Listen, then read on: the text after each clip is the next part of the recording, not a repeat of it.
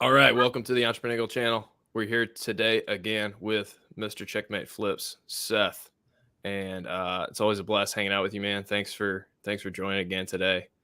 Yeah, you're welcome. Thanks for having me. Yeah, and we got Sir Echo Flips, We got Cody. the Goat Hunter. Echo's the best. Yeah. So something similar about us is we both right now are really heavy on eBay to Amazon flips. We source most of our inventory from eBay to resell through a prep center, through FBA on Amazon. Now, we both were doing this, and then we met earlier this year, and we're doing it very differently. Seth has won me over in a few ways, but the big difference between the way we do it is I do mostly new products. I look for stuff that has a seal on the box, and I can see that in the eBay photo. And that's primarily the space that I've dealt in with eBay to Amazon. Seth has done up until I think I convinced him to try some new stuff, like 100% used. Is that right, Seth? Yeah, it was almost completely used stuff. Yeah. Yeah, so I was 100% new stuff. You were 100% used stuff, and we've hung out and convinced each other to try a little bit of the other. And we both maybe I do like 10% used, and you do like 10% new now. I don't know. It's slowly switching over, I think. Yeah. So I thought we'd chat. I had never even considered the possibility of selling used stuff besides like books on Amazon. For a while, I was doing thrift store arbitrage, I guess you could call it. And I'd find, new in box stuff and I'd list it on Amazon. And I'd completely ignore the used stuff. Or if I saw something that was used, I would only consider selling it on eBay. I never even thought about it being an option.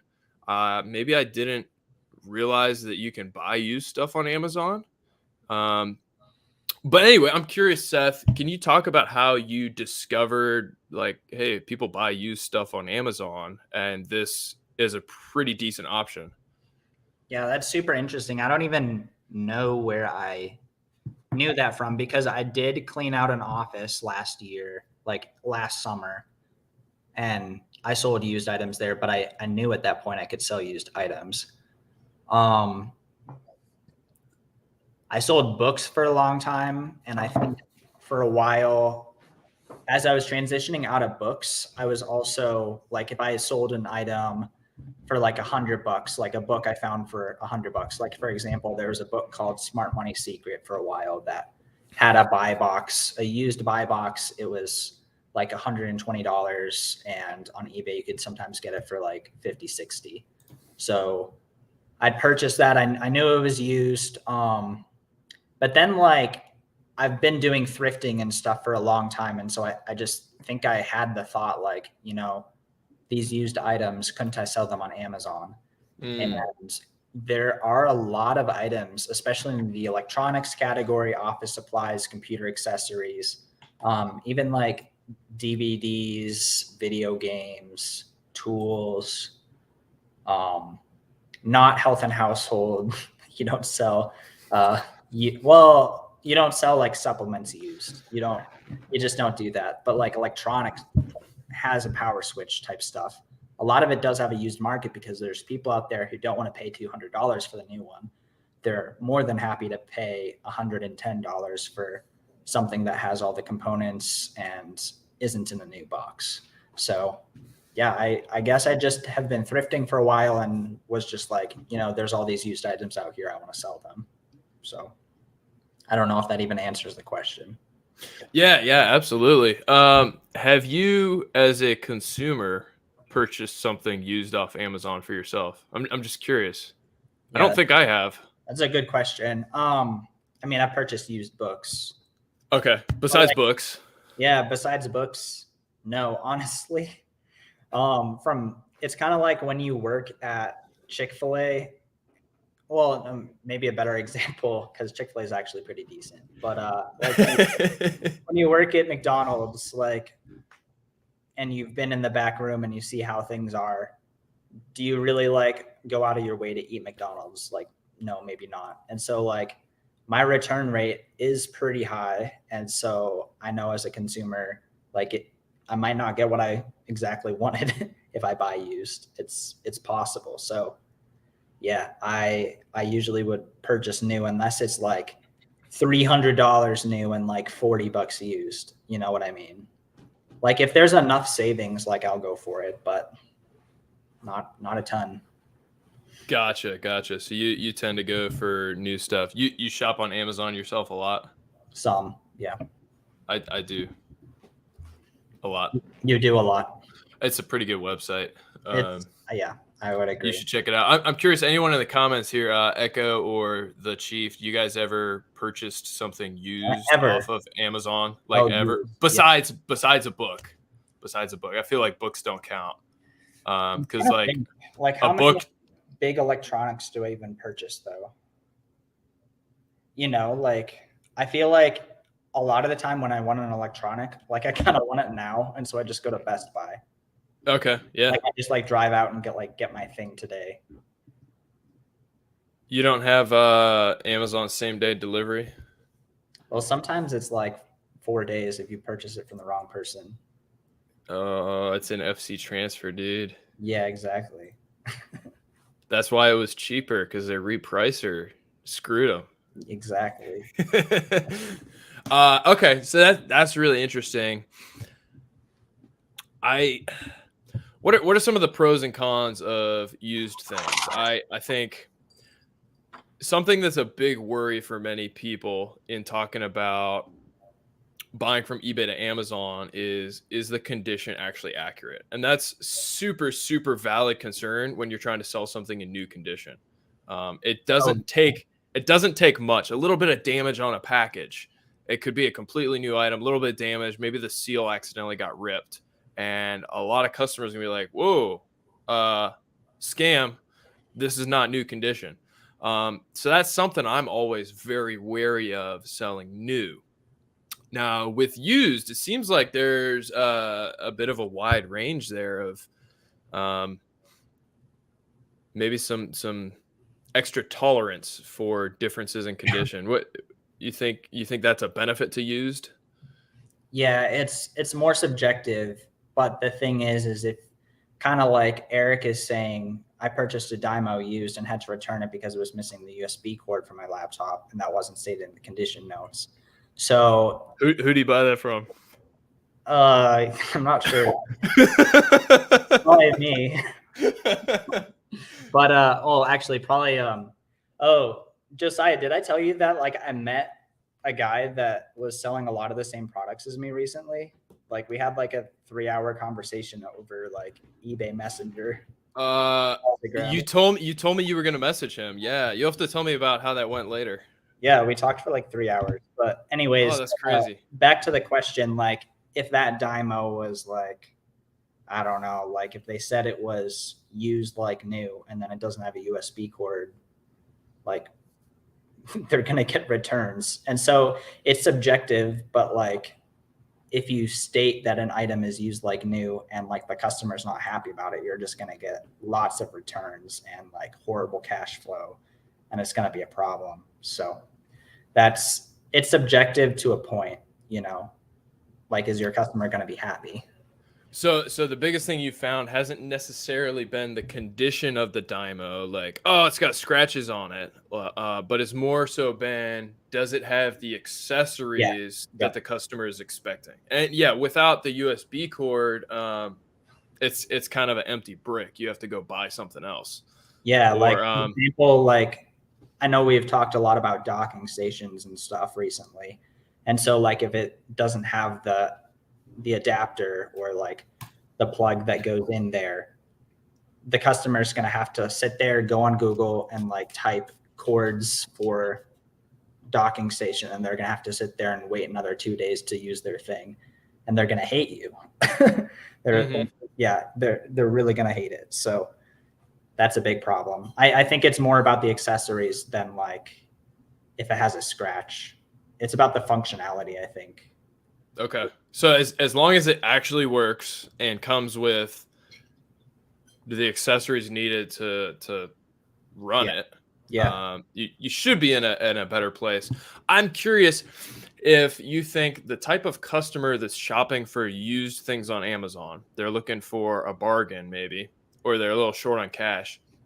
Do you think they're maybe a little bit more particular about what they receive and maybe more likely to return, as opposed to Hmm. someone who's not so worried about the price and just purchases the new one that pops up in the buy box? It's a good point.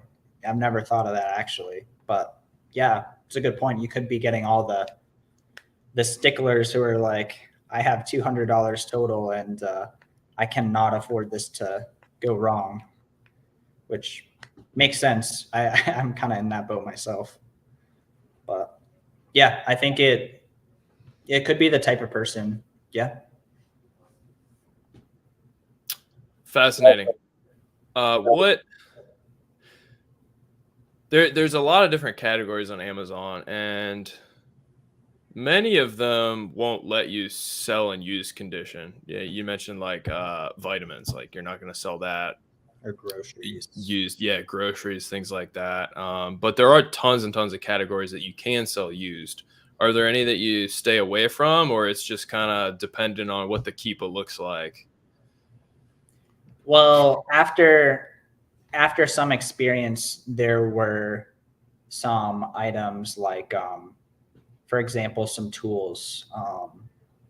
There were a bunch of tools that it would let you sell used, but looking at the Keepa, like nobody else was selling it used, so it was just me. So I'd get the sale fast, and then customers would be super confused when they received it and get a return, even though it said it was used. But they just expected a new one because their minds just weren't there about used items. They thought they were going to get a new one. So now I stay away from those listings where it doesn't look like there's a used market. Like I try to see like, is this item going to actually have a used market first? And then, yeah, I definitely don't do like supplements or vitamins used or grocery used or, I mean, a lot of tools and appliances, like it kind of just makes my brain go foggy.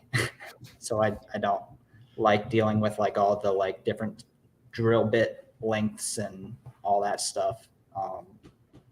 And especially that type of stuff, like someone's going to be mad if they don't have like a certain drill bit that's supposed to be with it. So, yeah, but I mean, there's a lot of categories where a lot of the items do have a used market. So I just look for those. So if you come across a product and there's not really any history of it being sold used or offered used, you usually pass it up, or you sometimes take a gamble. Well, in Depends. the past, I've taken a lot of gambles with it, and most of the time I was getting lots of returns on those types of listings. So now I don't. Interesting. And another similar type thing back to the accessories situation. For a while on paper, I was purchasing items and I would sell them as used acceptable if they didn't have the cord or they didn't have the accessories. Almost like the situation that Eric was talking about, like something used that just was used acceptable. I would list it for slightly less, but on eBay, people were really selling it for a low price because like they thought, you know, nobody's going to want this. It doesn't have the cords. It's not complete. Some people would even sell it for parts. Like they would go to that extreme, even though the thing turns on just fine. So that the returns were also extremely high as well. And when I say extremely high, like in the ballpark of 40-50%, like massive returns, like enough to stay away from. That's pretty high. Yeah. I imagine that messes with your cash flow decently, because probably a lot of those, since they're already in used condition, do they go right back into your inventory? Sometimes. Yeah. Yep. Probably more often than new items, because it doesn't take much for Amazon to decide this doesn't look new anymore. I got something back the other day, returned from the FBA warehouse, and completely fine. Box was perfect. The seal was intact. It's like, That's come on, so guys. weird. Yeah, that happens like a couple times a month. Yeah, so the chief here says he's done good with tools if there's established sellers. Interesting. So who's the first one to find out it's a good used one? That's the guy we need to meet. Somebody had to try it in the beginning. Maybe it was Seth. Maybe. Seth Maybe. found all the ones not to do. So it sounds like a recurring theme with some of the struggles you've had with used items is customer expectations. And I've noticed the Amazon customer isn't always the most well versed in actually shopping on Amazon. They just type, click, click, click, buy it now from the buy box. And depending on what platform you're surfing on, sometimes you don't even notice the difference between the used buy box or the new buy box. Sometimes the new buy box isn't there and it's just a used buy box. There's only one buy box. And then usually it's a little bit harder to go in and see the condition notes. I think most people don't see the condition notes at all. Yeah. I used to like live and die by the condition note. And now I'm just like, nobody reads it. So like, let's just like read their mind and like make sure that this is going to be fine for them. So yeah, makes live and learn, you know? Yeah. Chief is passing on something. Oh, I think if he sees a listing that doesn't have much of a used sales history, he's going to pass. Yeah, that makes sense. Yeah.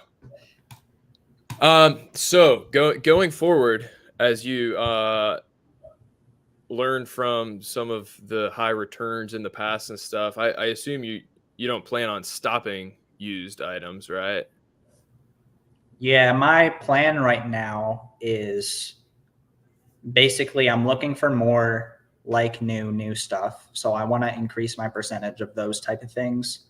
And then for used good items, like stuff that's going to have like the cord and all the basic accessories, I just want to have a bit higher ROI because the returns, even on those items that do have the accessories for used, like it's number one, electronics.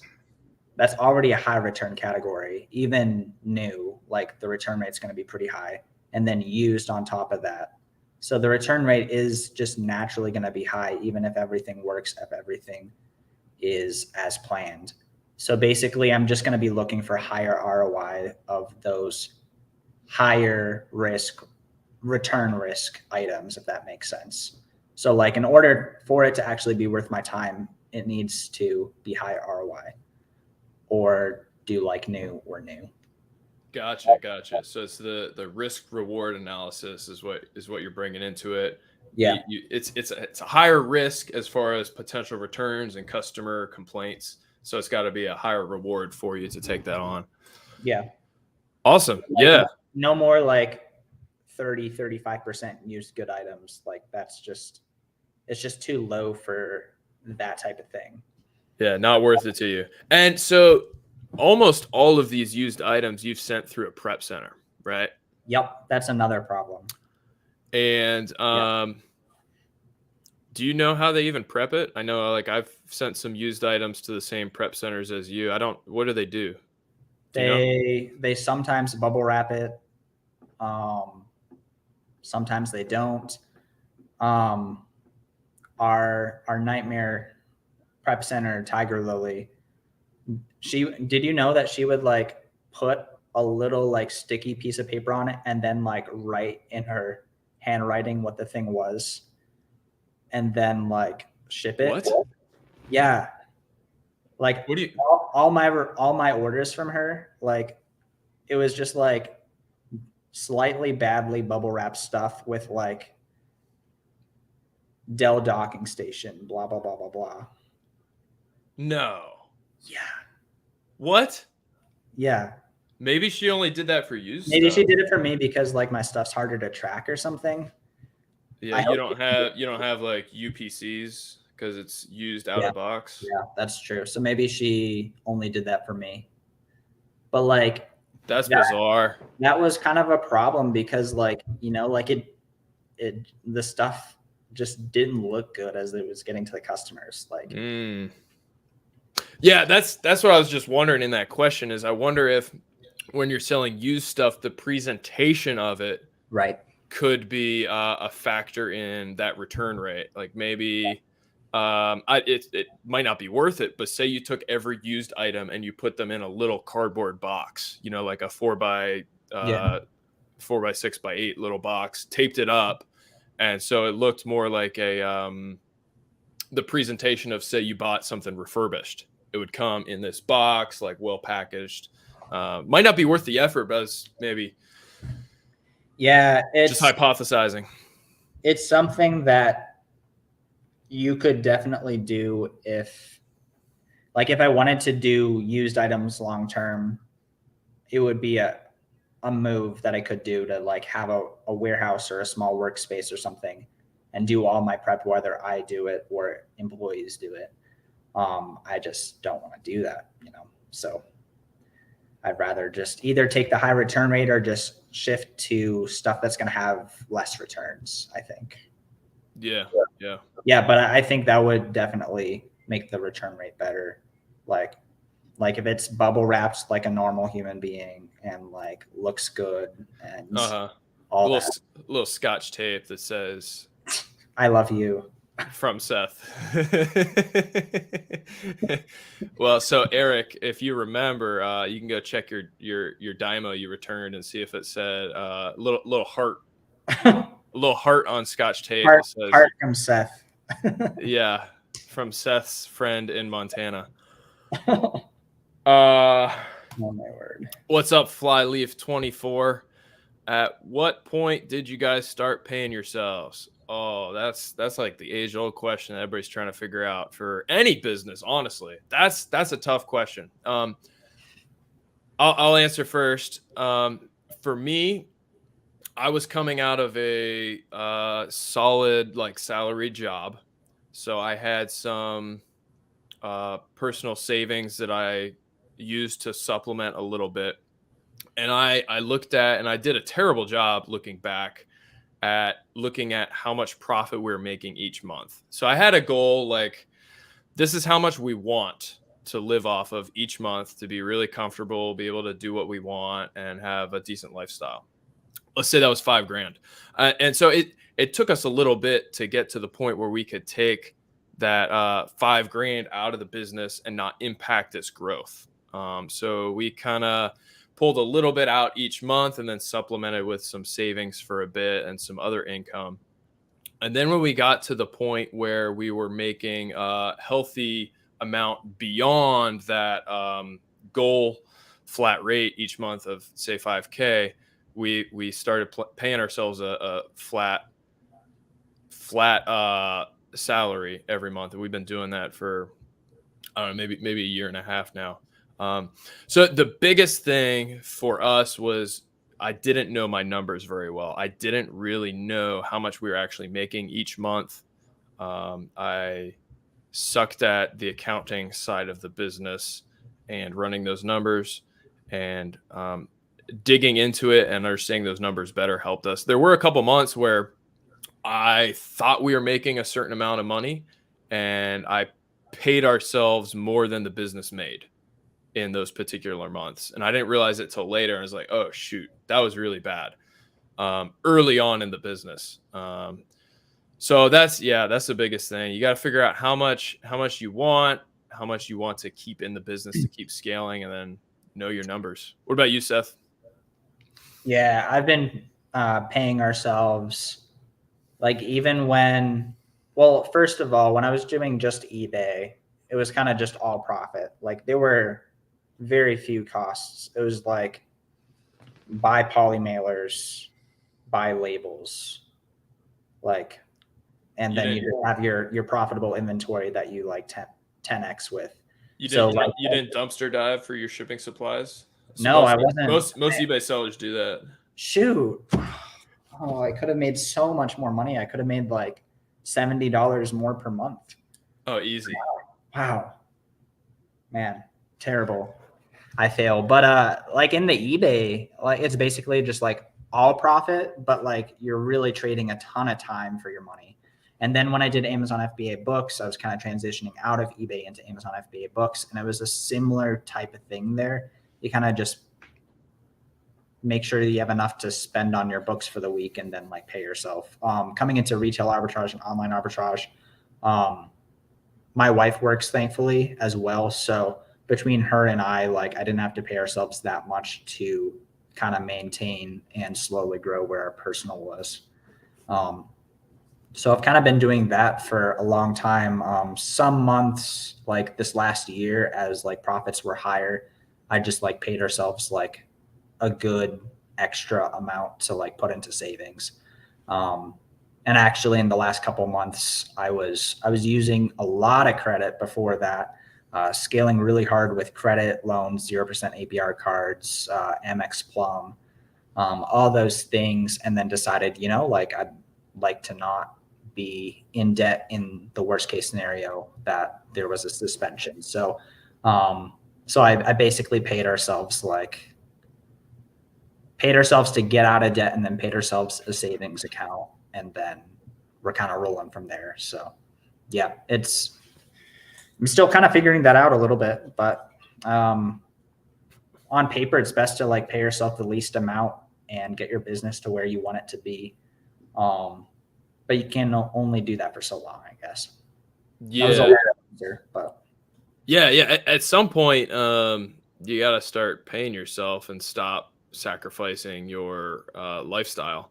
Because that's the whole point of running your own business, right?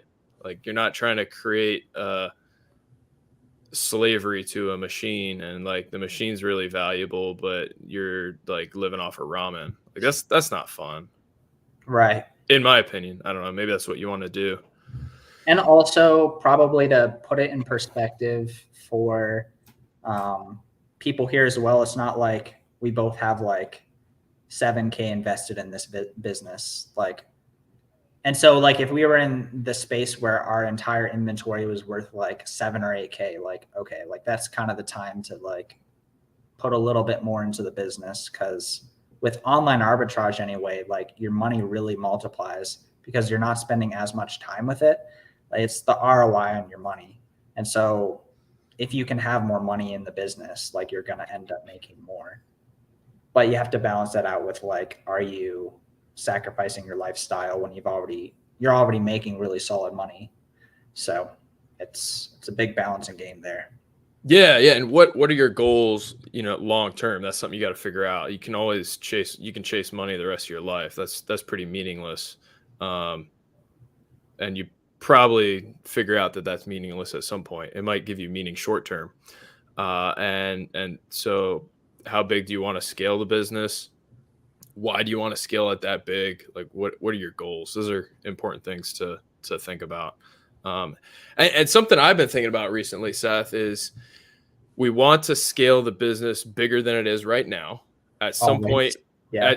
at some point, maybe next year, we'll kind of reach that reseller nirvana that you like to quote from Daily Refinement. And at that point, how do you pay yourself? That's what I'm not sure. Do you continue to pay yourself a flat rate every month, and that flat rate just jumps up a lot to eat up most of the profit? Or is it more varied? Like last month was really, really good, so we're going to pay ourselves more. I think the point of reseller nirvana is like there's a scaling phase, getting to the point where you're selling and listing the same amount of inventory, whether that's an eBay or an Amazon business. And then at that point, I think the point is like, well, December was a good month. We profited. We're just going to, well, we'll give like smaller numbers. We profited like 4,000 this month. And so we pay ourselves 4,000. And then the next month it was 9,000. We pay ourselves 9,000 the next month. Regardless of whether it's a good month or bad month, you just pay yourself the profit that you made after all expenses, after